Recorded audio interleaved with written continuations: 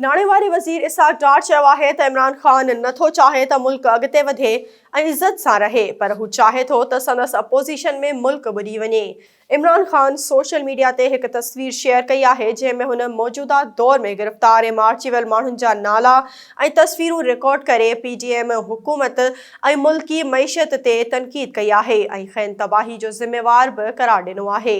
अॻूणे वज़ीर आज़म जे ट्वीट जे जवाब में नाणे वारे वज़ीर इसहाक़ डार लिखियो त इमरान ख़ान जी गैर ज़िम्मेवारानी ट्वीट जो मक़सदु मुल्की सलामती जी सूरतहाल खे नुक़सान पहुचाइण ऐं सियासी माहौल खे ख़राब करणु आहे। इसहाक़ डार लिखियो त इमरान ख़ान जो 2022 में दुनिया जे 27 नंबर मईशत खे 47 नंबर ते पहुचाइण संदसि बदइंतज़ामी, नाअहली ऐं करप्शन जो सबूत आहे ऐं पाकिस्तान जो अवाम उन खे भोॻे रहियो आहे। नून लीगी सेनेटर जो चवणु हो त सभिनी खे ख़बर आहे त जॾहिं खां ख़ुदगर्ज़ ऐं मग़रूर इमरान ख़ान खे आईनी तौर वज़ीर आज़म जी कुर्सी तां हटायो वियो आहे, तॾहिं खां हू चरियो थी वियो आहे।